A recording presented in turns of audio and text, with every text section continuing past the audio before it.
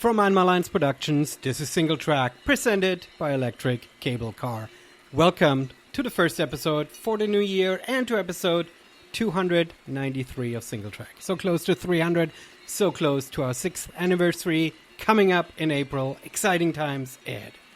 With all that excitement, expect a bit of dust around here as I'm trying to shake things up, field test live with you over the next few episodes. Some new intros and a few other ideas. Thanks for being here, by the way. And if you haven't in a while or are new here, go visit singletrack.fm for a list of all past shows, show notes for this episode, and lots more info. Let's briefly talk about Electric Cable Car. This kind of old school news blog is my latest passion project. If you are remotely interested in the world of trail, mountain, and ultra running, check out electriccablecar.com for almost daily updates on what's happening in our world, in our sport, in our trail and mountain culture. And there's lots going on right now, isn't there? On Electric Cable Car, I link to all important stories and developments, share insights, and weave together a perspective on where I see all of this moving to and what it all means. You can subscribe to a regular automated email digest of all the posts published. In the Follow tab, there's also an official newsletter sign-up that's a bit more personal and comes at irregular intervals whenever I have something to share. There's an RSS feed, if you know what that is, and a few other links. Of course, come visit the site often and stay up to date with what's going on in the world of trail, mountain, and ultra running. This is Electric Cable Car. Find it at electriccablecar.com. Servus and hello to this week's episode of Singletrack from me, your host, Matthias Eichler. I'm chatting this week with Team Run athlete Chad Lasater. Find links to all his amazing running accomplishments and to his training in the show notes of this episode and on singletrack.fm. Chad, you are on Singletrack. Welcome. We are recording this just a couple days before the holidays. So even though it will come out after the holidays, I still say happy holidays to you. All right. Well, thank you so much, Matthias. Thanks for having me on. I very much appreciate you taking the time. So my coach, Matt Urbanski, is he your coach too, or does he just know you because you run the same circles? He is. So Matt has been my coach for about the past 4 years now. Okay. Well, that is really good to hear because you are actually doing well, which means he's a good coach because he's been trying to coach me and I've been uncoachable. I've not been very successful and he's going to hear this and he's going to yell at me. And that's why I'm saying it because I don't know, I'm just too damn slow and too distracted and stuff. So I haven't really figured out how to listen to him. You know, he always motivates me, but clearly it's working for you. No, Matt has been fantastic. He's done a lot for me. And it's funny, we actually, the way he started coaching me is we ran into each other at several races. Actually, the first time I met with Matt was in Chamonix at UTMB. So this was 2016 and we just happened to find ourselves running together and we were yo-yoing back and forth for quite a long time and spent a lot of time chatting on the trail.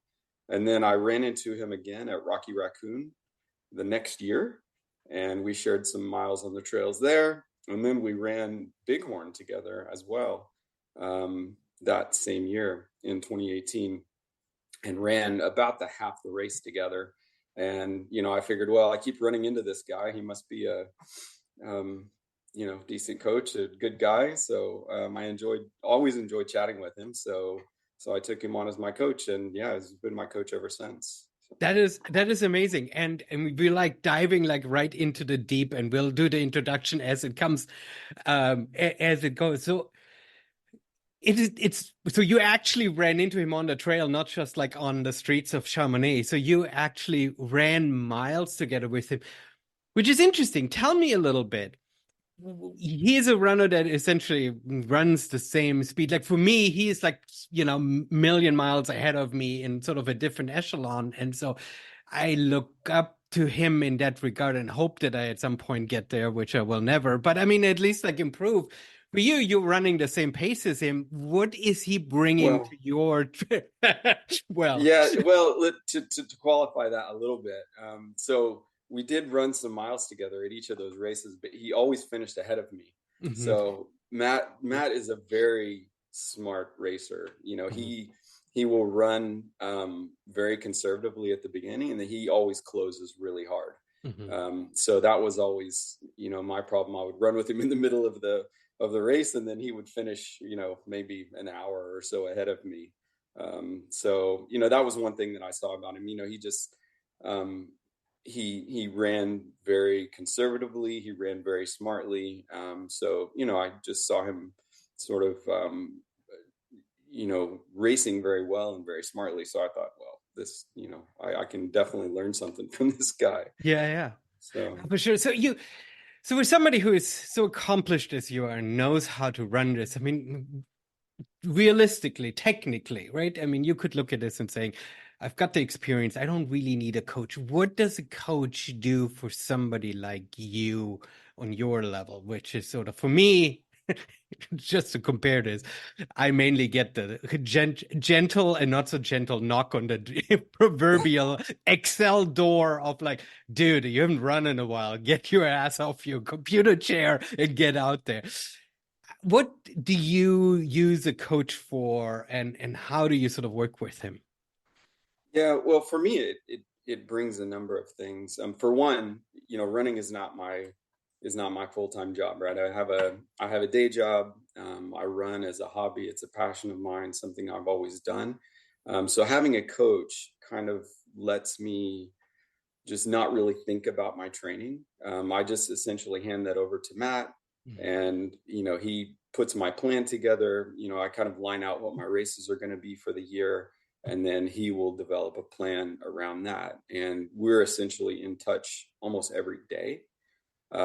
So he tells me what to do. I listen, and it takes that pressure off of me. I don't have to think about it at all. So that's one thing. The other one is accountability. Mhm. It's good to have someone who I'm accountable to, for my training. So, I always, that's always in the back of my mind. If he puts something on my plan, I feel like I need to do it. And, because he's going to be looking at it and I'm going to be talking to him later in the week or the next day. So that's another big thing for me. Yeah, yeah. I mean, I feel that too. I guess I don't know, perhaps I prioritize my work in such a way, and my work is so crazy in weird spurts that I don't know, I feel guilty stepping out and taking that time for me. And perhaps I'm too lazy that I could just, because I work from home, I have the theoretical possibility of doing running during the day and not running like early in the mornings, where somebody who has sits in an office all day has to work early in the mornings, right? I mean, if have to show up at work somewhere, then you have to do this. And I'm sort of too lazy, so I don't get up and I try to squeeze it in during the day, and then it's just gets way too busy, and so I skip out on it. I'll get Yeah. back into rhythm, Matt. If you listen to this, I'll get back into rhythm. I promise. Chad, let's talk about you. When Matt sort of introduced me to you, he wrote this little intro post and he said, "You've got lots to talk about. You've run all of the big races, and you're saying that, running is not your full-time job. Start a little bit about um how does running fit into your life? Where's your motivation come from? And then, you're running all over the world. I mean, it is such a huge component of your life, yet, as you're saying, right, you have a day job. Yeah, well, running's always been a part of my life. I've been running really most of my life. I started running when I was 10. They ran my first 5K when I was 10 years old. And, I've really ran ever since. I ran in high school. I didn't run competitively in college, but I've always been running. After college, I started running marathons. I ran marathons for several years. And then I got into ultras in 2013. So I've been doing ultras for almost 11 years. So I'm 51 now. So essentially, I've been running for 40 years. Mhm. So hopefully, I can keep going for a while longer. So it's really, running's been something that I've always done. I enjoy the movement. I enjoy the process of training. And I like getting out in the mountains. I like getting out on the trails. It's just something that I enjoy doing. So, I always put a few big races on my calendar, and we, whether my wife likes it or not, we always sort of plan a holiday around those races. So yeah, it's just always been a big part of my life, and it's something that I love doing. The races are great, but I really enjoy just the training. Getting out every day, and just running and being out and moving. So, Are you somebody who gets up super early in the morning? Do you have sort of a routine where you're like, crack of dawn, before I open my email, I'll put my shoes on? yeah, I'm a morning runner, so I like to get out and sort of get my run in first thing in the morning. It just kind of sets up my day. It allows me to, I wake up, I think about what I've got to do in the day, just sort of get things moving. So Mhm. that's generally what I like to do. I do, I work in the office 3 days a week. I'm home 2 days a week. So sometimes I do run middle of the day, Mhm. if I'm working from home. Um, but yeah, in general, I would say, 90% of my runs are early morning. Yeah, I think that's the piece that I'm lacking, that I immediately open my phone while I'm still lying in bed, and then the to-do list starts piling in, right? And then I Yeah. feel with my coffee, I immediately need to answer emails or do whatever, right? And I think that's what then derails my day so often, right? So that Yeah. that that rigor, that commitment is helpful. And I've not run my whole life. So for me, running is something adventure, something new, something exciting in some respects, right? And so I don't Yeah. have that deep level of routine already built in. Yeah. So for you, so you talked about how you made that transition to trails. There is sort of a common sentiment. How does it work for you? When did you sort of discover trails?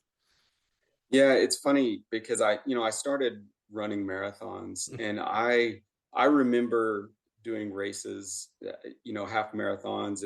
If the race went off of road for a little bit and went onto some grass or some, a sort of a towpath or something that was dirt, I would be irritated because that would, it would slow me down. So I used to absolutely hate running on the trails. And for some reason, I'm not sure where the switch flipped. But I found myself entered into a trail race, and I ran that. It was an ultra, actually, the Mhm. first trail race I did, and I just absolutely loved it. And then just sort of switched from there. So my preference now is to run trail races. Yeah. Unfortunately, where I live, there's not a lot of trails that are nearby my house, so I have to. It's sort of an effort to get to the trails, to run any decent trails, but that's really what I love to do. And most of the races, the ultras that I do now are trail races. So That's amazing. So you make this transition to trails, and you find races, and you find yourself as somebody who used to hate running roads, doing some of the hate running trails, running some of the hardest trails. How do you prepare yourself for that? Not just physically, that's what Matt's for, but mentally too.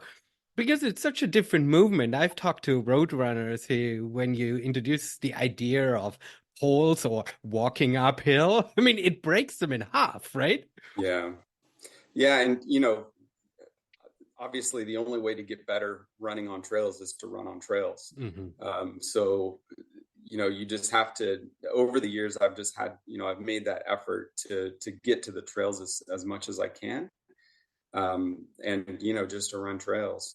And as you said, the physical part is one thing, but the mental is another. Yeah. I live in the Houston area, in a suburb called Sugarland, which is southwest of Houston. It's dead flat. There's it's mostly roads around where I live, so that's what I run most of the time. And getting to any sort of vert is a real challenge. Getting to trails is one thing, but then getting to any sort of hills or mountains is something totally different. I have to drive 3 or 4 hours to get to any Yeah. real hills to where I can do some training for a mountain ultra.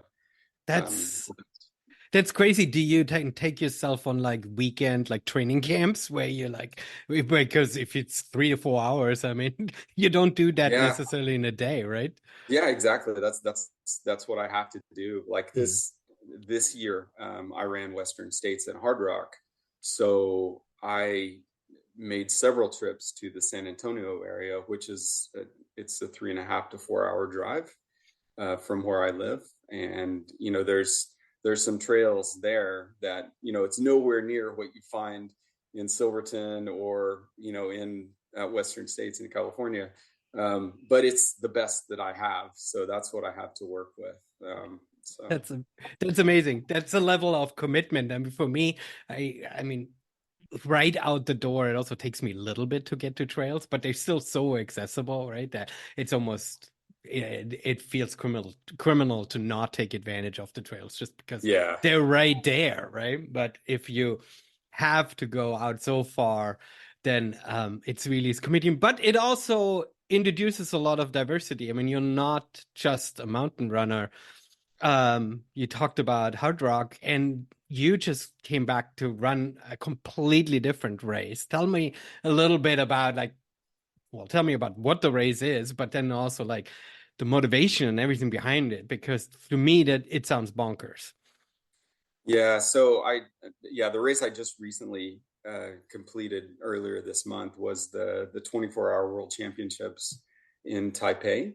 Mhm. So it's a race that the World Champs are held every other year, um, and so this year it was in Taipei, and so essentially they take 6 men, 6 women for the national team, and you run for 24 hours around a closed course. And this year it was a 2 kilometer road loop in a park in Taipei.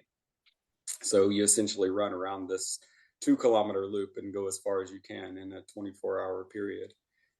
So it's, yeah, you talk about mental. Mhm. That is, just mind numbing. It's a lot of people have said, it's ultra running, but it's essentially a different sport. It's completely different from running a trail ultra. Yeah. I mean, it is fascinating that in our sport, like the marathon and below, like the distances and sort of disciplines are so well defined, but then you sort of go above that, and there's still so much variety and so many different kind of competitions. And because I don't know if because, but with that variety, there's also the possibility that somebody like you can actually run the world champs. I mean, that wouldn't happen in any other sport, that somebody who isn't a professional athlete has dedicated. I mean, you have dedicated your whole life, but not full time, right? I mean, Yeah, and so I mean, there's the practical piece on how to get there, which I'm super interested too, but also like the motivation, because if you run hard rock or if you run UTMB, we all get why somebody would wants to run. It's beautiful, right? Or you've got the history at Western States, so but 2 miles around the track, halfway across the world, and then wearing the US jersey. Talk to me, what made you want to, I mean, attempt it, because you had to qualify, and there's a whole bunch of hoops to jump through, and these long yeah. distances mean you can only do a few a year, so doing that means not doing something else, right? Exactly. Yeah. So I guess going back, to qualify for the team itself, you have to. So for this cycle, for the 23 champs, you had to meet the minimum standard, which was 145 miles for men, and I believe it was 130 for women. So the first thing is to meet that minimum standard, and Mhm. then you have to be. They take the top 6 that have met that standard. So this last year, the top qualifier was Nick Corey. He ran 173 miles And then there were a number of us that ran in the 150s. I ran 152.3, I believe, at Desert Solstice in 2022. And, going back to that race, Desert Solstice, you actually have to, they let a limited number of entrants run that race. So I managed to get into that race. And, one of the reasons that I ran that was because of Matt. So Matt was also running that race. His brother Jeff was running that race. And then Andrew Skirka was another guy that we knew that was running that race. So, I knew people that were going. At the time, I really didn't have my sights on the national team. My goal going into that race was to meet the minimum standard, which was 145 miles. I just wanted to see if I could meet the standard. So then, of course, the race went very well, and I ended up running 152, and I found myself, qualifying for the national team. So, of course, I was, I wanted to go and represent the U.S. and and run the world champs. So that's kind of how it happened. It was, that wasn't something that had been, like a lifelong goal of mine. It just, sort of, I fell into it, I guess. Yeah. Talk to me a little bit about strategy. Desert Solstice is also a really short loop. It's not just on the track, right? It's a little bit further. Or No, is it just a track? Is it just a track? It's a 400-meter track. Yeah. So knowing the goal that you have, do you break it down, each hour you need to have that many laps? How do you sort of math this out that that you're fast enough for each lap to know you'll be able to get to that goal? Yeah, well, you kind of, I sort of had an average pace that I wanted to maintain. So I knew what that was. And then you figure out what that needs to be per lap. So you're actually looking at it lap by lap, and they have a screen that's up that tells you what your last lap was. So you come through and you're like, okay, that was a 2:15 or a 2:10. And you just kind of, it's just very metronomic, and you just sort of get on this, and you may be 1 second off here and there, but it's it's mind numbing. How many laps was that? I ended up doing 615 laps. So that was 152.3 miles. Yeah. Oh, that's amazing. It's a lot. Yeah. Was it during COVID? I think during COVID, I once ran a marathon essentially on a track. And I had my kids out there, and they sort of cheered me on and stuff. But yeah, it was really, really hard, and it was nowhere near the distance or the time. But I mean, it's a completely different beast because it really is. Yeah. And so at Desert Solstice, the only change or variation that you get is you do change directions every 4 hours. So, you do get to do the U-turn and go the other direction. So that's one thing that you have to look forward to. Yeah. Every 4 hours. That is nuts. Okay, so you did that. You qualified. That was your goal. So you didn't fall in by accident. So this was very much well prepared. So then, explain the practicalities. Does the U.S. national team call you up, send you an email, and say, "Hey, welcome, you qualified"? Like, how does this happen? Because in our sport, it still seems also not professionally organized. It seems a little bit so accidental, if you will. Right? Yeah, I mean, there is an organization, and there's a list, sort of a running list of people who meet the standard. So I mean, I knew going into the race, who had qualified, who was first, second, third, fourth on the list. So everyone is kind of targeting that. So once I qualified and I ran the 152, then you kind of have a target on your back, because there's other races after Desert Solstice, that are qualifiers. It has to be a USATF certified course. And then, there were a number of races, and people are targeting that minimum standard try to get on. So, I think the qualifying window was open this year until July the 5th. So, down to that day, there's races going on. And, I think Jeff Urbanski and Chris Roberts were, I believe, the last two to qualify. So, everyone's watching the races going on at that time just to see who's gonna qualify at the end. I mean, that's kind of a fun game that you get to play then, right? Where you're sort of competing against other runners, but not at the same race, not at the same track, right? You sort of have this kind of remote competition going on. Yep. So, and right now, the qualifying window for the 2025 team is open. And so Desert Solstice was this last weekend. So Scott Trayer ran 161.3 miles. So he's the top qualifier right now. At the World Champs, I ran 155.8. So I met the standard as well. So right now I'm sitting number 2. But, there's 18 months until the qualifying window closes for the 2025 team. So I know there's a lot of people who are going to be trying to get a qualifier and get on the team for 2025 as well.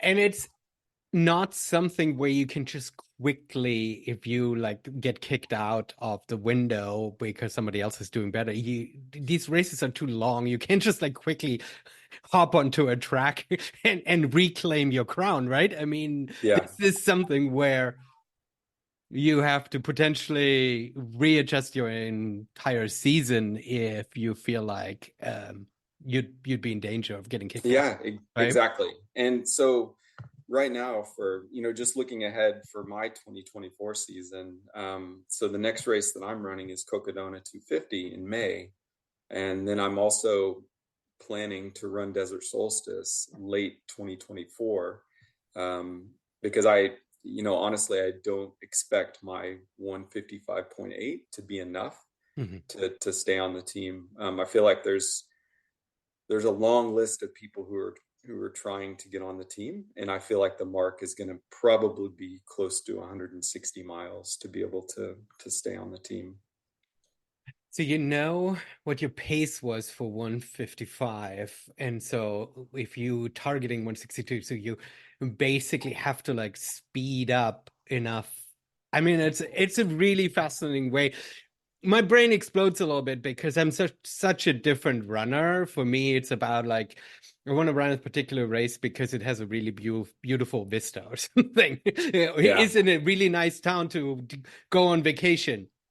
While I'm there as well, right? That's sort of my motivation. So the idea of dialing yourself in and training specifically for that level of pace and competition is just, it's so different. I'm kind of fascinated, and at the same time, I don't understand it. It's amazing. Yeah, you do have to find a different motivation for sure, because it's definitely not about the views. But I think it is about the experience. I think there's something about just that pure running and being able to maintain a pace and sort of be in your own head for that long. That is, I mean, it is motivational for me. It's strangely enjoyable. That is amazing. So the nice thing, I don't know, is that you are that the sport, and in order for you to compete on this highest level, you're not forced to only run this one thing, and you cannot not dare to run anything else, right? I mean, you're not already such a dialed machine that if you would even conceive of running anything else, that it would ruin your training plan and your entire setup of who you are as a runner. So you get to then also enjoy something as completely different as Cocodona, right? And that sort of mixes things up. Oh, exactly. Yeah. And it's really nice for me to sort of switch off from the running around in loops for a while and really just be focused on something like Cocodona, because that's Cocodona is a race that I've had on on my radar for the past 4 years, really, since the race was conceived. Just, doing that tour of Arizona is something that's so cool. I'm really, really excited about getting into that. So Yeah. it's gonna be something very different for sure. And super different from a preparation too, because you'll be carrying so much more on your back, right? You don't Right. have, I mean, if you do run really around the track, I mean, you're not taking anything with you. You've got your aid station every 400 meters, right? You've got the ability Exactly. to Exactly. refuel and rethink and make adjustments all the time. Where in Cocodona, it's so completely different that you're thinking in different stretches of mileages, and you're thinking about you how you need to prepare for each different stretch of the trip, right? Right. Yeah. I mean, you have to think about your fueling. You have to think about dealing with the elements, because you get the very hot in the day and then it gets very cold at night, especially when you get up towards the Flagstaff area. It can, obviously will be a lot different. Hmm. So yeah, that's much different than just running around a 400-meter track or even a 2K loop where you don't have to worry about it because you're going to be at your aid station, either 2 minutes or 10 minutes later, depending on the course. And you can throw on clothes or you can get food whenever you need to. But something like Cocodona, you have to think about what's going to be happening, several hours ahead of time. Hmm. And you have to plan for that. So. Yeah, that's amazing. But before we dive into these other races, let's go back to Taipei and the World Championship. Sure. How does it feel to be sort of to wear your country's colors, right? You're not just out there for yourself. Cocodona is going to be sort of your personal spirit journey, if you will, right? It's going to be a Yeah. completely different feel, but there you go, you're part of a team, you're under the umbrella of your country.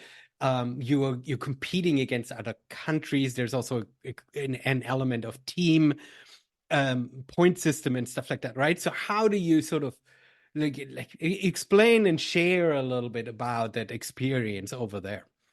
Yeah, that was really special. Hmm. Uh, Being able to wear the USA kit across my chest was something that was really amazing. I guess it really hit me whenever we were walking up to the start line. I was walking up with the other people from the US team. We're all in our US kit.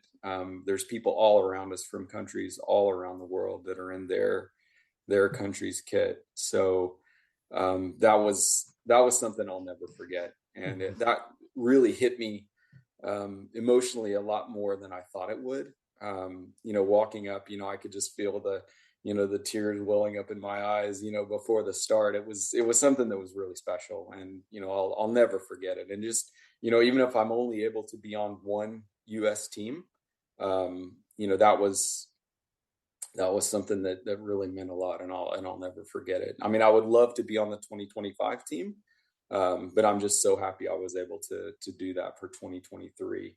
Yeah. And then after it started, you're running for yourself, but you're also running for your country, and you're running along with the other 5 members of the team. And your ultimate goal is to medal for your country. Hmm. You want to perform well, but you're also wanting to score well so you can you know medal for the country. Unfortunately, a lot of the people on the team had different injury issues, and we ended up not doing great. I think we were 13th overall. Hmm. But still, just to compete as part of a team was something that was really special.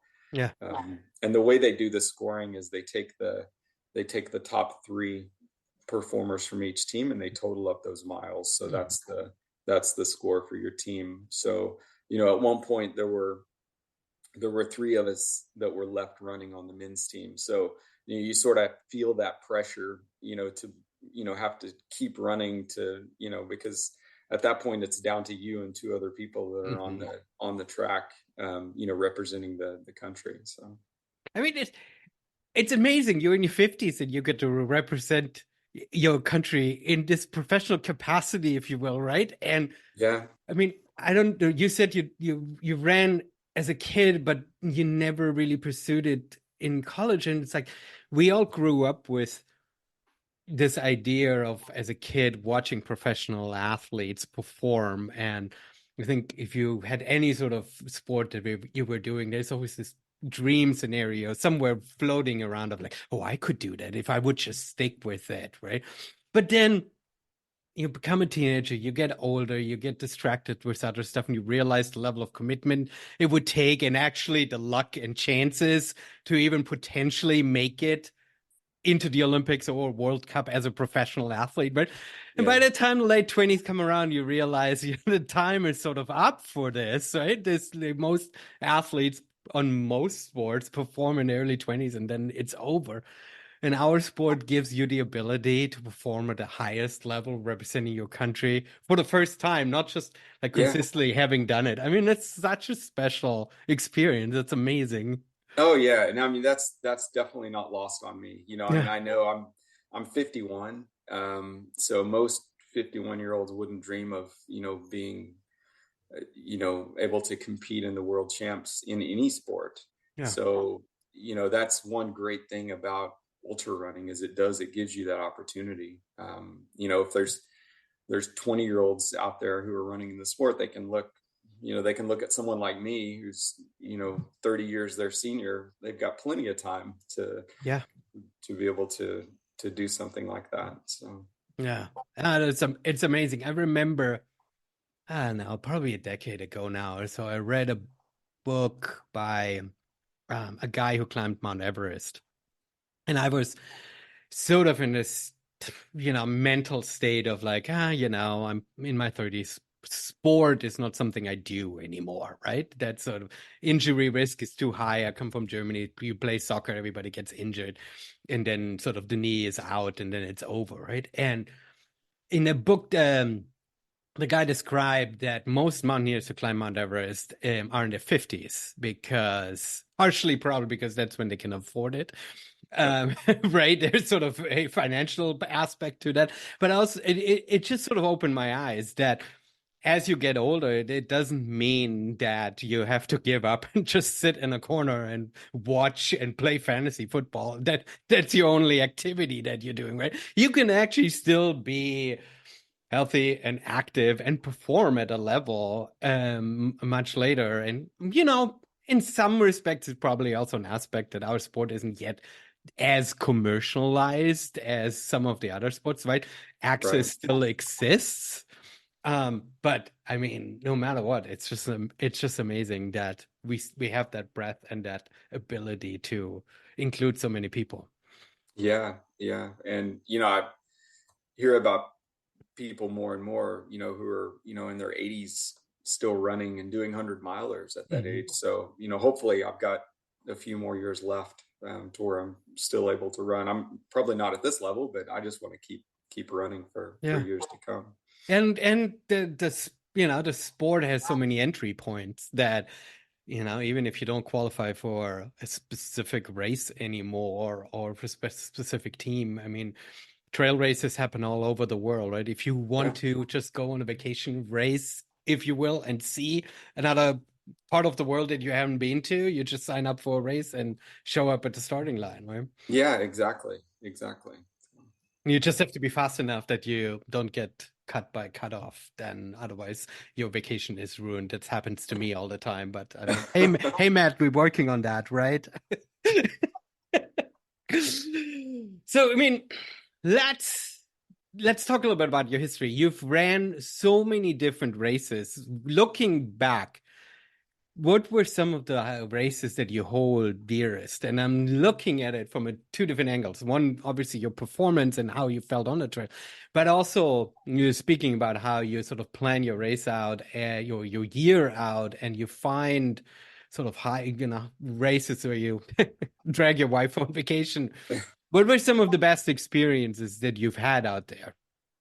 Yeah, there's been a lot. I've been very fortunate over the years to be able to compete in a lot of races or all around the world.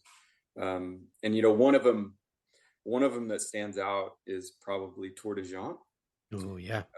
So I was able to run that in 2018, and I was living and training in the Houston area at the time. So, just being able to finish that race was a lot. Because I wasn't able to, as I mentioned, I wasn't able to get to the mountains to really train for that type of vert. Most of my training for vert was going up and down stairwells in hotels.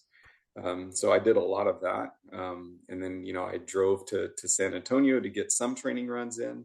But just, being able to get in enough vert to get through that race was a lot. And, the experience itself for that race is, something that I'll never forget. And it's still calling me back. There's the other race, the Tour de Glaciers, which is something that is on my list to do at some point in the next few years. But that was a really special race. Just to do that circumnavigation around the Aosta Valley was amazing. Yeah. So that was the 330K distance that you did? Exactly, 330K. Yeah. It's amazing. They just, I think, this week announced a new distance. I think 100K distance, right? Yeah, I think 100K or 100 miles. I think it's 100K, and Okay. it's but also like an obscene amount of vert packed into this thing. So I think the Aosta Valley is not a place for the faint of heart. Oh yeah, that was a very difficult race. There's just so much to it. The terrain is difficult, and then obviously the elevation gain that you go through is pretty significant, especially if you live in Houston. Yeah, no, for sure. Did you run UTMB before or after? That was before. I did UTMB in 2016. Okay. So it compare for people, everyone's aware of, familiar and has seen all the images of UTMB. I mean, the Aosta Valley is only one valley over from Chamonix, and start and finish in Courmayeur for many of the distances where UTMB runs through. So it's really a neighbor race, but it was started by the tourism group in the Aosta Valley who saw the crowds being assembled in Chamonix and saying, "Hey, we want that too." But they approached it with such gnarly races that they've not been able to attract the same crowds. I mean, they're selling out every year. They want to keep it small, but it kind of explained a little bit the different feels and atmospheres of two races in the Alps with, sort of huge brand and name recognition, but still so completely different, right? Yeah, well, UTMB is, as everyone knows, it's a very well-traveled route.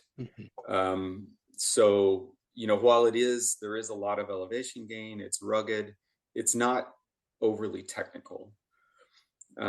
Whereas Tour de Gent is pretty technical in places. There's, you want to be, I think you need to be a more experienced trail runner, of course, to run that race than something like UTMB. It does feel a lot more remote. The Tour de Gent does. And, because a lot of the aid stations, they're at mountain huts, very high up in the, in the Alps. And so it is much different in that way. And there's a lot fewer people out on the trail as well. So, when I ran, I got attached to a couple other, one American and one Canadian guy, and we ran a significant amount of the race together. So in that way, I was with people more. But, really there's a lot fewer people, and you're a lot more spread out, in Tour de Gent than you are in UTMB. So fewer entrants, right? So it just naturally spreads out more, right? It's probably more comparable, especially the main Tour de Gents, to PTL, right? That I think PTL requires a helmet, which Tour de Gents doesn't require a helmet. Yeah, PTL is even more technical though Hmm. than Tour de Jante. And but with PTL, you have to, I believe you have to be with at least one Hmm. other person Yeah, in that you're in a race. team. Yeah, yeah, exactly. Well, amazing. So if you run Tour de France, you're going to be out there for a while. So, I mean, it's the Alps. Your wife knows what to do. But I mean, it's easy to entertain yourself while you're out there. But afterwards, you're completely trashed for days. Oh, Ah, I was trashed for 2 days afterwards. yeah. It was yeah. That race took me. I think I finished in just over 100 hours, Tour de Jante. So Hmm. that was, and I slept. I think I slept 6 hours for Total. the whole race. Yeah, So yeah, yeah. Well, I mean, if you've done Tour de France, Cocodona should be easier, right? yeah, I think Cocodona will be much easier, and I've had a lot more experience since then as well. Hmm. So so I'm sure I'll be a lot more prepared for Cocodona than I was Hmm. for Tour de Jante. Yeah, yeah. Well, amazing. Tour de France is there's such a big conversation right now in the especially North American trail running world about if UTMB becomes a little bit too commercialized or whatever, right? What alternative races one can pick. And you've got lots of experience. You've not just attached to one race over and over again, right? You travel around. But Yeah, there's definitely this significant difference between the experience of Chamonix and tens of thousands of people versus other races in Europe where you are so much more remote, right? yeah, and yeah. I mean, there's so many other races out there as well. Another race that I did that was a fantastic experience that I would recommend to anyone is the Mount Fuji 100. Well, I guess Hmm. it's Mount Fuji 100 now. It Hmm. was UTMF. Hmm. Uh, Hmm. I ran that in 2015, and that's another race that was, it's always on my mind. That was some great memories from there. Unfortunately, over the years, that race has been canceled or shortened many times just due to the weather, and I think Hmm. they're very conscious of the impact to the national forest that it goes through. So I think they're very protective, and um, Yeah. so Yeah, they're now part of that new World Trails yep, major series, right? So I right, think right. that race will get some more attention. Running in Asia, I mean, we as Americans know what our aid stations and sort of our organizational structure looks like, and we've seen enough pictures from Europe. How is it different in Asia? What's at the aid stations like, which is sort of Yeah, the it was very interesting. They had they would have miso soup, they would have soba noodles, they would have these little rice squares. So it was some interesting food, but I remember it was the food choices were really good. Mhm. It was I didn't have any issues, you know, keeping myself fueled at the aid stations. No, that's amazing. Well, you've traveled a lot, and you highlighted some really cool races, and you already told us what's on deck for this year. This year, you're staying stateside for mostly, and gearing up for Cocodona. I mean, Matt has dialed you into a training plan. What's sort of your main strategy? Because I mean, Cocodona is so much fast packing, right? It's so much Yeah. poles and walking, if you will, right? Yeah, so the next few months, I plan to jump in a few local trail races here in the Texas area, um, just to get back into trail racing and try and get a little more vert in my legs in preparation for Cocodona, um, and then yeah, just doing some training with a bit heavier pack as well. So that'll play into it. Amazing. Super cool. You've had a very varied and diverse sort of running history.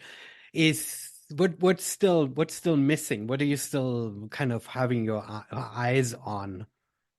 Yeah, there's still a long list of and it seems to grow as well, Nice, as nice. they come out with the new races. As you mentioned, I'm not one who likes to, repeat races and go back to the same races. I like to try things that are new. One that you mentioned was PTL. That's another one that's on my list. Um, I still have a lot of big races, not just in the US but also internationally as well, that I've been eyeing. So I like the idea of PTL because you run in a team. I think it's fascinating. You need to yeah, find a really good partner. But I think the idea of sort of this fairly remote experience, and it is a race, but you are in a team, and there's no real route marked. You're sort of on your own. It's a yeah. really cool concept.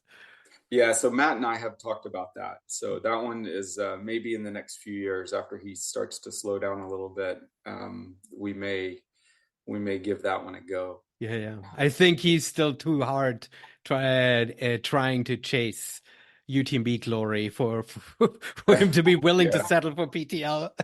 yeah, yeah. And there's also some road races that I want to do coming up. I still would like to do Spartathlon.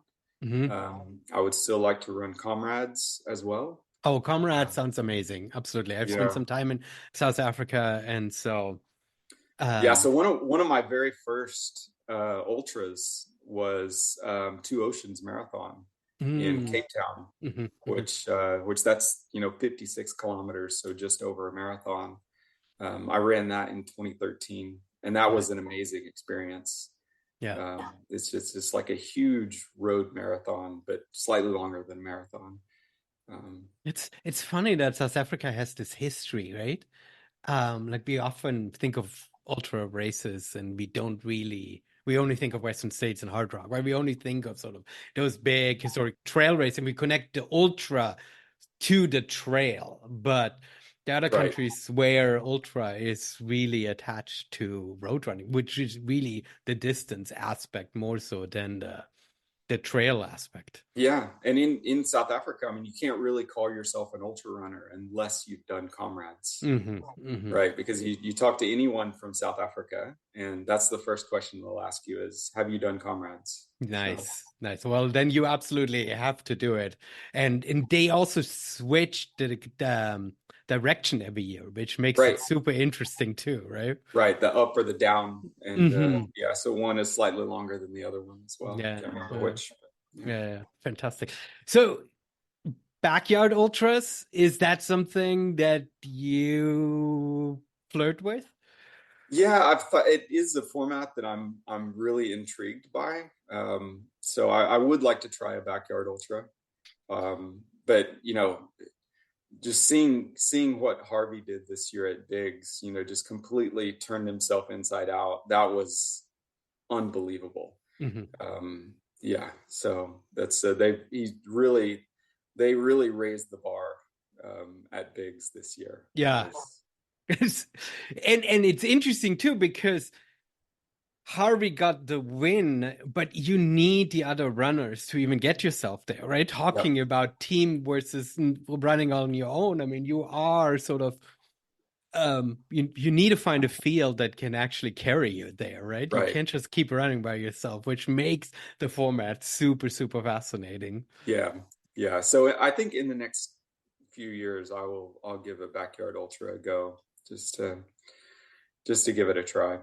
I love this. I think it's really fascinating to kind of hear your perspective on how diverse your perspective on how you sort of plan your race and plan your year and then train for and stuff. It's an interesting challenge because I see myself very monotonous. I want trails, I want beautiful sights, and that's it, right? I don't really think about that diversity of what's possible. Like I would never consider running a road race, which I Yeah, perhaps I like should. right. I mean, I like to do a little bit of everything. Hmm. Even road marathons. I ran Boston a few years ago, and there's still a few road marathons that are on my list. that I would love to do. You know, I haven't done many of the marathon majors. You know, I still would like to do New York, Chicago, Tokyo, London. So Berlin is the one that I would do. If somebody yeah, would give me an entry, I would do Berlin. I was like, yeah, I would explore the city on foot. I think that would be super fun. yeah, I think that would be a good one as well. So. Yeah. Super flat too, right? I think Berlin is one of the Yeah, flattest Berlin's courses of flat, the. flat and fast. Yeah, that's why they allow the rollerbladers. And they have like a whole rollerblading division in Berlin. Oh wow. Okay. That's Yeah. interesting. That Yeah, would be. I don't think I would try that though. I would try it. It would be fun. I don't know, I mean, at least from a sightseeing point of view, it would be fun to ride around the city while the cars are off the road on road. Yeah.